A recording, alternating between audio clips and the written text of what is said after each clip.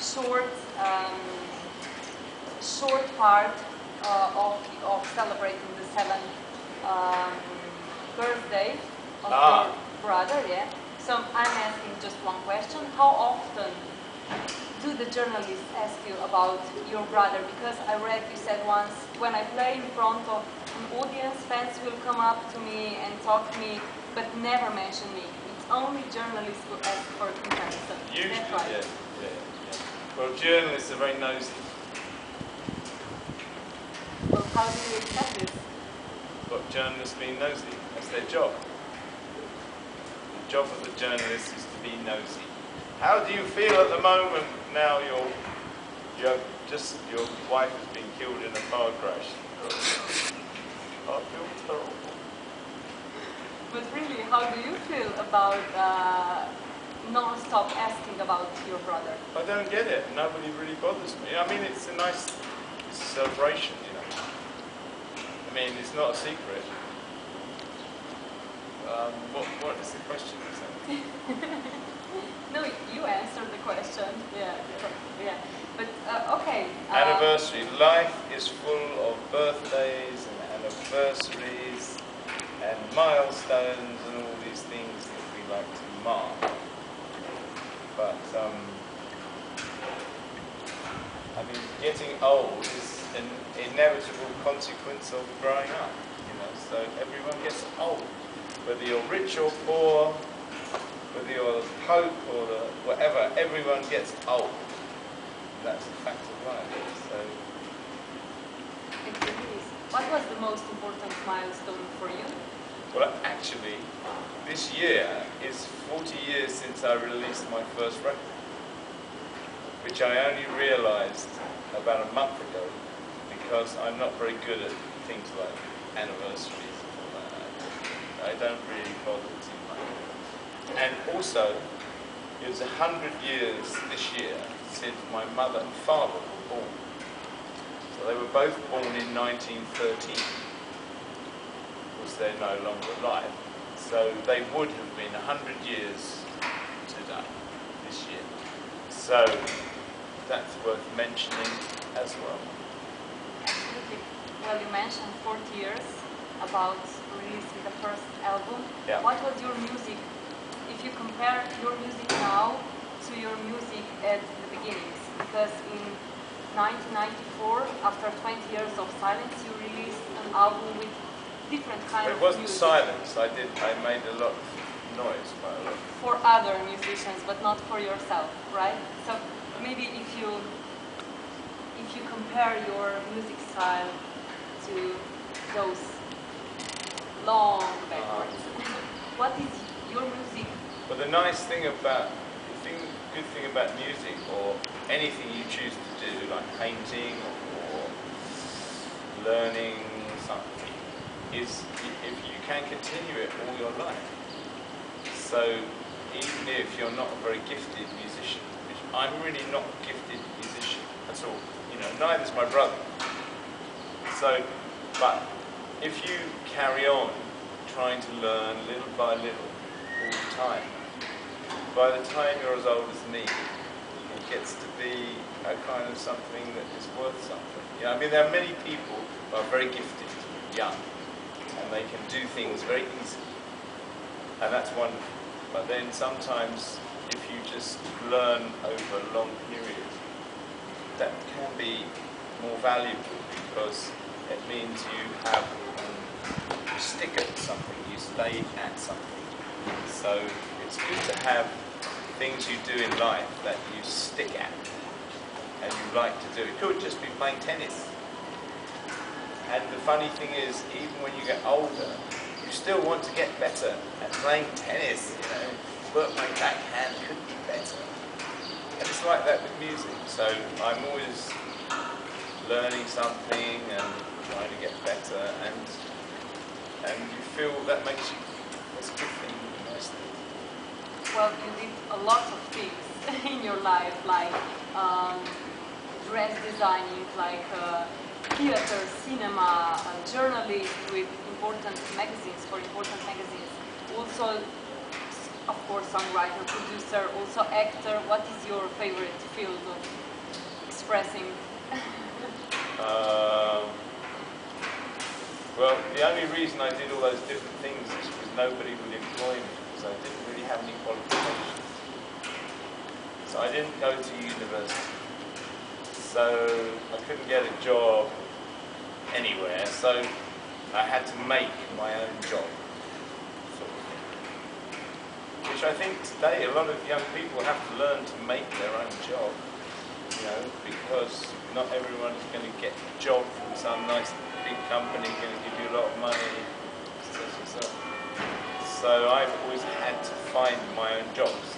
So the only jobs you can get like that are journalism, because you don't really need any qualifications as long as you're there and you can do the right things. Acting, you don't really need qualifications. If you can do it, they will employ you. Singing, you don't really need qualifications. Nobody says you can't play on that stage because you haven't got a university degree. That's right, but I will not go for the journalist. No. So I've had to do things like that. But what was your favorite job, actually? You probably... Well, I think you have to enjoy everything you do. You have to try to, everything you do, you should enjoy it. If you don't enjoy it, then maybe you're doing the wrong job, or maybe you do it for a short time, you know, as long as you have to do it. What is going to be your job from now on, from 2020? Well, I'm supposed to be retired because I'm 65, but I have to work. So, yeah. So you will try as singer, musician. Yeah. You will stick with that. I do some writing.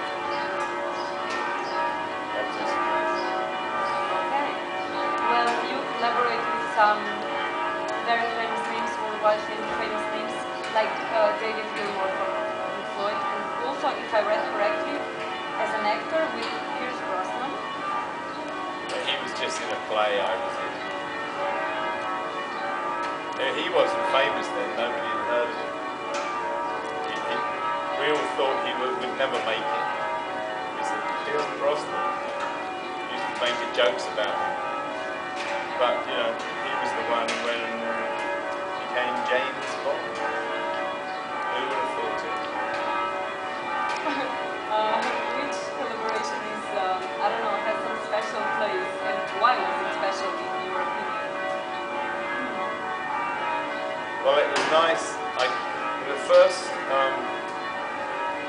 I did some charity events, and the first one I did was for Bosnia. It was a charity called War Child for children in Bosnia, and we did it at the BBC, and to raise money for auction and stuff. And it was very nice because all the musicians just came. They all said, yeah, I'll do it. And I'm, you know, not that important a musician, but sometimes it's better that if musicians aren't so well known, they can make it happen. So then I asked people to come play with me, Dave Gilmour and I think Dave Stewart, and the drummer from Simon Kirk, who used to play with Free, and Leo Sayer. They just all came and did it, and then I did more for Tibet, and they all came and supported me.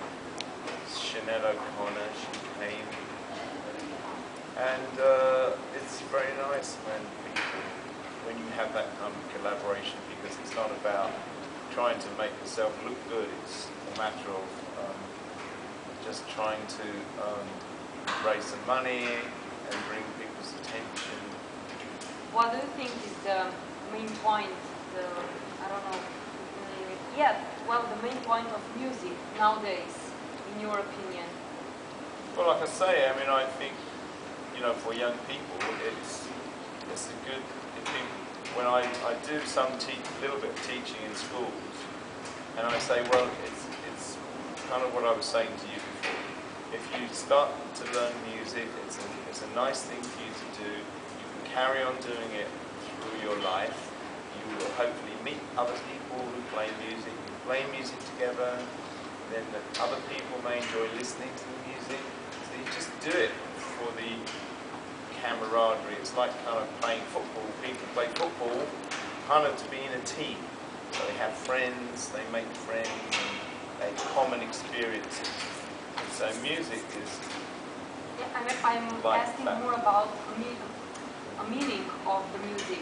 Well, that's what I'm saying. The meaning partly is a social thing. People, like last night, there were lots of people, a couple of thousand people in the square, and Elliot, the fiddle player, played some Mexican piece of music, and they all joined arms, and they were all going back and forward. I mean, they wouldn't have done it if we weren't playing music. So it kind of brings everybody together, and it means that there's a common experience.